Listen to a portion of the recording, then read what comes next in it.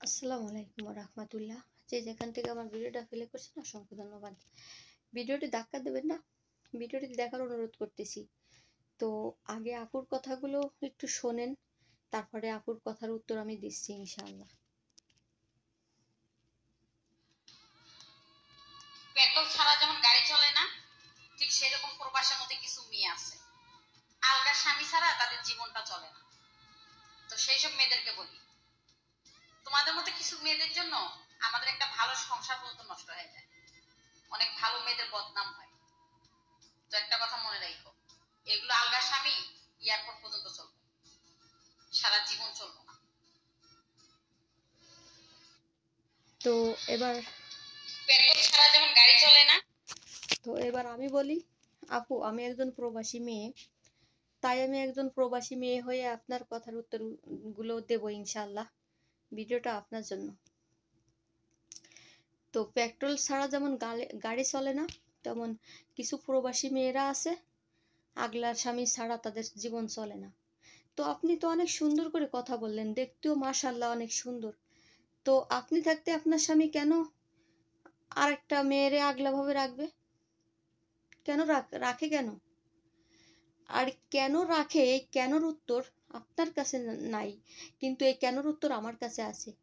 আমি যেহেতু প্রবাসী মেয়ে, আর একজন প্রবাসী মেয়েই জানে যে কেন একটা ছেলে একটা একটা প্রবাসী ছেলে আর একটা প্রবাসী মেয়ের সঙ্গে কথা বলতে চাই। জানেন কেন বলতে চাই? সেটা হচ্ছে আপনাদের জন্য। আপনারা মাস যায় পারে না, টাকা টাকা খোঁজেন। আমার রক্ত স্বল্পতা, টাকা দাও। আজকে আমার বোনের বিয়ে, টাকা দাও। আমার মাসে এই কয় টাকায় আমার সংসার চালাতে পারি না, টাকা দাও। আমার আজকে এই সমস্যা, টাকা দাও। আমার ছেলে মেয়ে স্কুলে ভর্তি করবে, টাকা দাও। এই যে আমার আজকে আমার মা অসুস্থ, টাকা দাও। আমার ভাই এটা করবে, টাকা দাও। টাকা ছাড়া আপনারা প্রবাসী ছেলেদের সাথে ভালোভাবে কথা বলতে পারেন? ভালোভাবে কথাও বলতে পারেন না। তো তারা কি করে, প্রবাসী ছেলেরা যারা প্রবাসে আসে, যারা সারাটা দিন কষ্ট করে, যে ভাইগুলো সারাটা দিন কষ্ট করে কাপড় চোপড় কাইছে ধুয়ে রান্না করে নিজের কষ্ট নিজে করে খাই, তারপরে আপনাদের সাথে একটু মনটা ভালো রাখার জন্য কথা বলবে। কিন্তু বলেন কি, আমার মাথা ব্যথা, আমি ঘুমাবো, আমার ফোনে চার্জ নাই, আমার আজকে এই কয় টাকা লাগবে, অমুক জায়গায় শাড়ি দেখে আইছি, আয়না বাইনা ছাড়া তার খোঁজ আপনারা রাখেন না। কিন্তু একটা প্রবাসী মেয়ের সাথে একটা প্রবাসী ছেলে আগলাভাবে কথা বললেও কি কথা বলে জানেন? ওই সাংসারিক কথা বলে, যে আপনি কেমন ব্যবহার করেছেন সেই কথাগুলো প্রবাসী মেয়েদের সাথে শেয়ার করে। যে আপনার ফ্যামিলি, আপনার যেগুলো মা, ভাই, বোন, বউ যে ব্যবহারটা করে প্রবাসী ছেলেদের সাথে, সেই কথাগুলো আবার আর একটা প্রবাসী মেয়ে হোক আর বাংলাদেশে থাকা মেয়ে হোক, সেই সমস্ত মেয়েদের সাথে শেয়ার করে যে আমার ফ্যামিলিতে আমি এত টাকা দিই চলতে পারে না, এরকম সেরকম, আমি এত কষ্টে আছি, মানসিকভাবে কষ্টে রাখেন, চাপে রাখেন, যার কারণে আরেকটা মেয়েকে কথা বলে একটু তারা স্বস্তি খোঁজে, একটু তারা নিউট্রালে থাকতে চেষ্টা করে।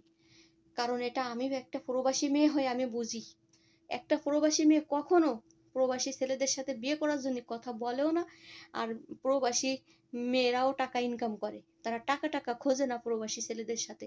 জানি না আমার কথাগুলো হয়তো কারোর তিতো লাগবে, কারোর ভালো লাগবে, কিন্তু আমি আমার বাস্তব থেকে বলতেছি। আমার ভাইরা সৌদি আরবে, আমার ভাবিরা কেমন করে সাইফে রাখে সেটা আমি জানি। আমি একজন সৌদি প্রবাসী, আমার সঙ্গে বাড়ির মানুষ কেমন ব্যবহার করে সেটাও আমি জানি। টাকা ছাড়া কেউ খোঁজে না। তাই আমি বলতেছি যে এই ধরনের কথাবার্তা বলার আগে আপনার স্বামী আপনি কন্ট্রোলে রাখবেন, আপনার স্বামীকে আপনি ভালোবাসা দিয়ে রাখবেন, আপনার স্বামীকে আপনি সময় দেবেন, আপনার স্বামীরা আপনি বেশি বিভ্রান্ত করবেন না, টেনশনে ফেলাবেন না। তাহলে তো হচ্ছে, তাহলে তো অন্য মেয়ের সাথে আর খুঁজে খুঁজে আপনার স্বামী কথা বলে না। নিজেরা দোষ করবেন আর অন্য মেয়েদের দোষ দেবেন, সেই দোষ মানে চাপাই দেবেন। সবাই ভালো থাকবেন, আমার ভিডিওটা অবশ্যই শেয়ার করবেন, বেশি বেশি শেয়ার করবেন আমার ভিডিওটা। ভালো থাকবেন, আল্লাহ হাফেজ।